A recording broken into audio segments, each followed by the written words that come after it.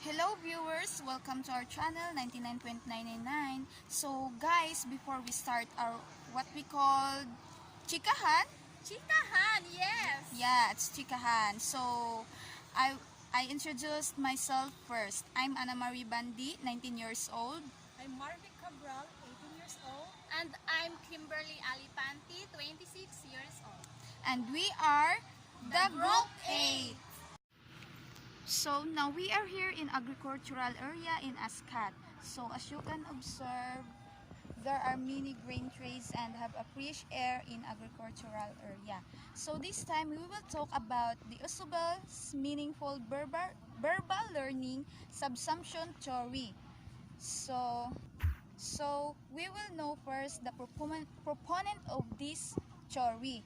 So the proponent of this theory is David Usubel.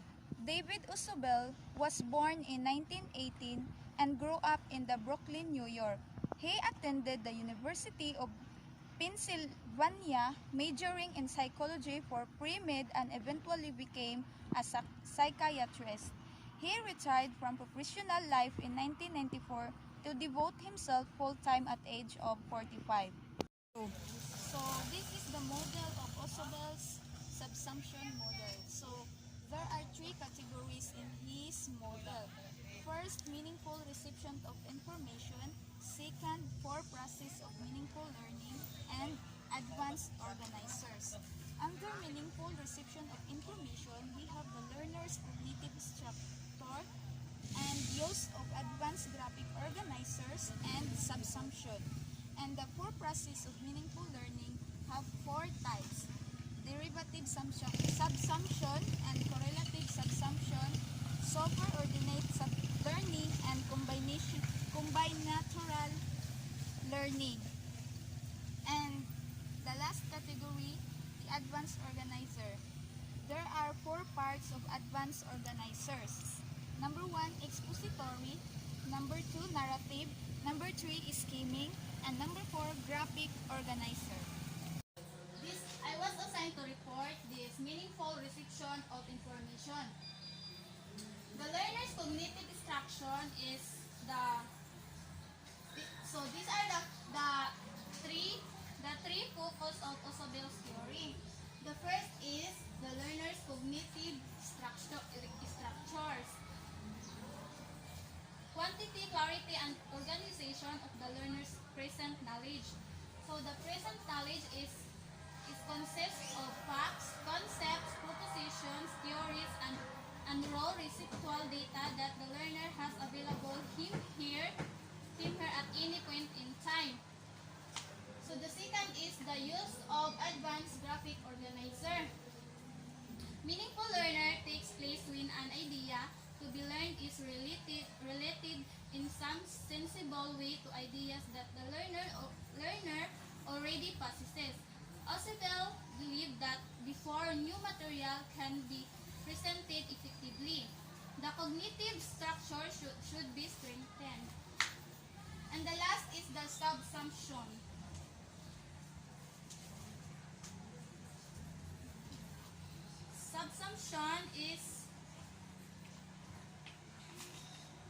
Subsumption is a process by which new materials is related to relevant ideas in the existing cognitive structure.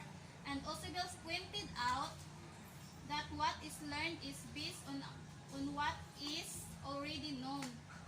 This signifies that one's own prior knowledge and biases limit and affect what is learned. So guys, hindi pa tapos. Marami pa tayong pag-uusapan tungkol kay Usubel's theory. The second Usubel subsumption theory, the four processes for meaningful learning. First one, derivative subsumption. Second, correlative subsumption. Third, superordinate learning. And fourth, combinatorial learning. First, we talk about the derivative subsumption. The derivative subsumption describes the situation in which the new information you learn is an example of the concept that you already learned. let's say you have acquired a basic concept such as bird. You know the bird has a feathers, a, um, birds can lay egg. Then you know now you learn about a kind of a bird that you have never seen before. Let's say a blue jay that conforms to your previous understanding of bird. So an Osubabel theory, you had learned about the blue jay through the process of deliberative submission. Second, correlative submission. Now let's say you see a new kind of a bird that has really big body and long, strong legs. It doesn't fly but it can run fast. In order to accommodate this new information, you have to change or expand your concept of bird to include possibility of being big and having long legs. You have learned about this new kind of bird through the process of correlative submission. In a sense, you might say that this is more valuable and learning than the deliberative submission since it enriches the higher level concept. Third, superordinate learning.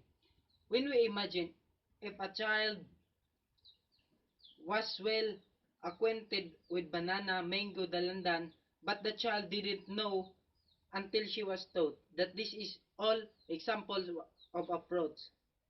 In this case, the child already know a lot of example of the concept but did not know the concept itself until it was taught to her.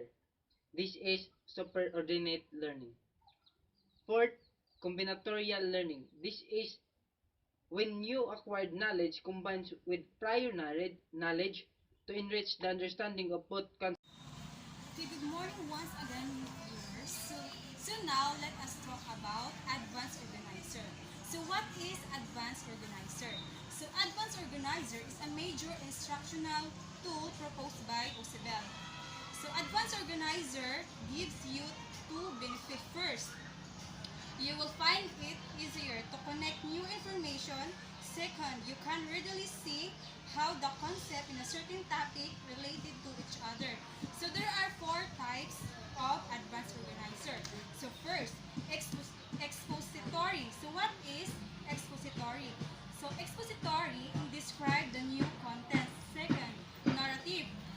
Present the new information in the form of story. Third, skimming, done by looking over the new material. And the last is graphic organizer, visual to set up outline information. That's all.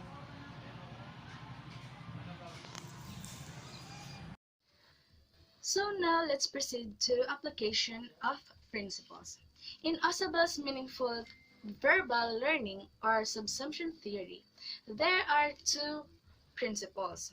The first is the most general ideas of a subject should be presented first and then progressively differentiated in terms of detail and specificity. He called this progressive differentiation. Next is instructional materials should be attempt to integrate new materials with previously presented information through comparison and cross-referencing of new and old ideas. So that's all for Osabel's